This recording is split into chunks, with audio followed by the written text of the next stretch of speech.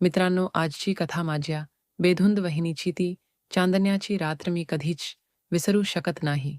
वहिनी माझ्यासोबत होती. त्या दिवशी भैया पण घराबाहेर गेला होता.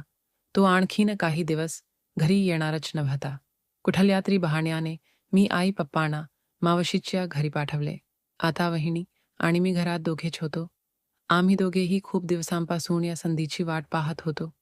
शेवट मला आज घोट घोट रस वहिनी पाजवणार होती.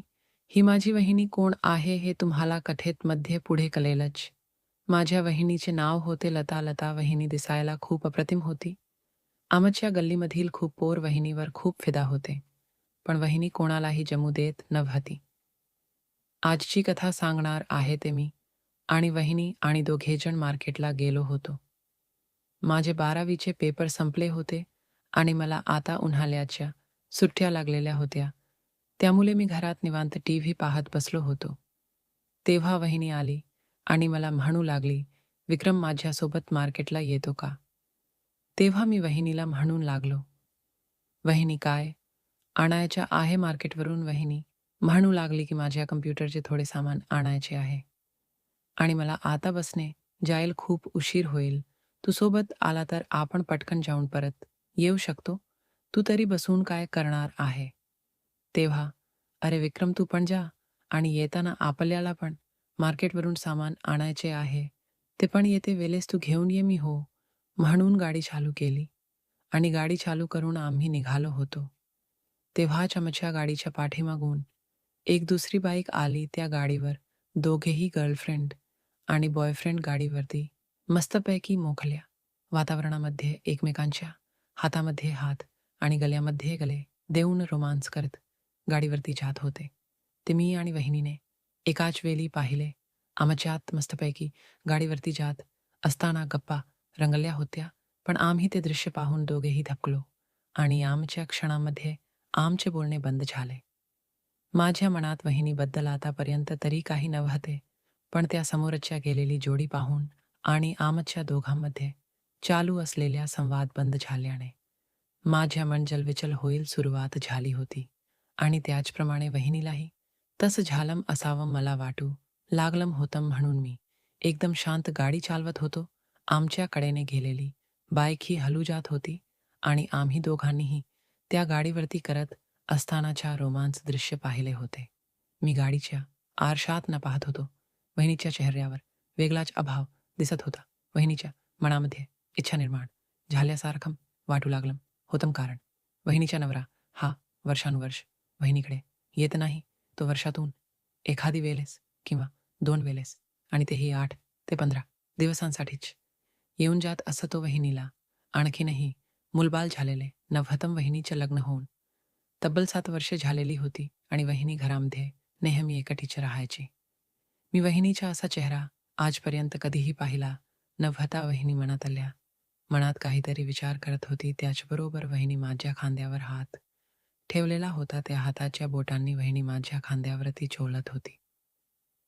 पण ते वहिनीच्या लक्षात येत नव्हते. वहिनी सध्या भानावर नव्हतीच. तिला आपण बोटाने खांद्याला माझ्या झुलत आहे हे तिच्या कसलेही लक्षात नव्हतं आणि ते आपापल्या धुंदीमध्ये होते. त्याच्या चेहऱ्याकडे पाहून मला कळत की तुझ्या चेहऱ्यावर राहत आहे का आणखीन काही आहे? मी तिला विचारलं की वहिनी काय झालं? तेव्हा तिला ते ऐकायला गेलं नाही. परत मी आणखीन तिला विचारलं की वहिनी काय झालं आहे, कुठे हरवली आहे? तेव्हा ती आता होशवर आली होती आणि म्हणू लागली, "अरे काही नाही." तेव्हा मी वहिनीला म्हणू लागलो की असम कसम काही नाही. मी 3-4 वेळा ओरडलो तरी पण काहीच बोलली नाही. काहीतरी मनात चालू आहे. तेव्हा मी विचारलं की भयाची आठवण येत आहे का? तेव्हा ती, "अरे जाऊ दे, काही पण नाही, तुला नाही समजणार ते," असं मला म्हणू लागली.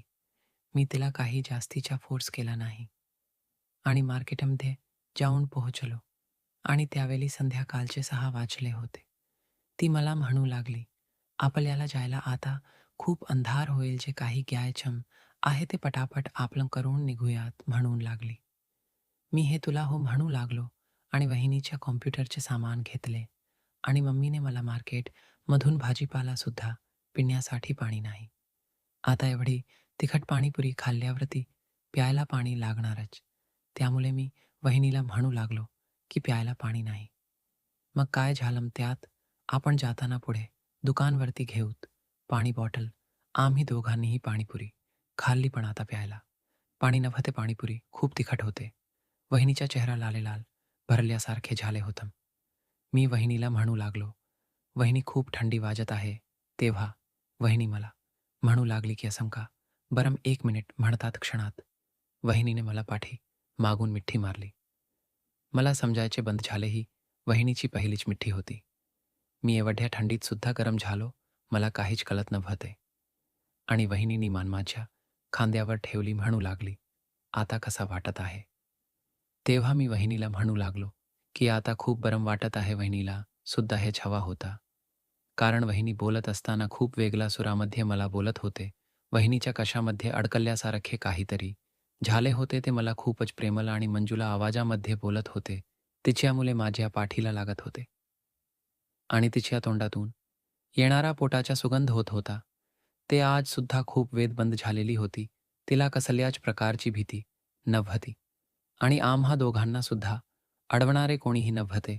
पाऊस काही थांबायचं नाव घेत नव्हता. पावसाला जोराचा चालू होता आणि त्याच प्रमाणात आम्ही दोघेजण हे एकमेकांना प्रतिसाद देण्यात मग्न होत होतो.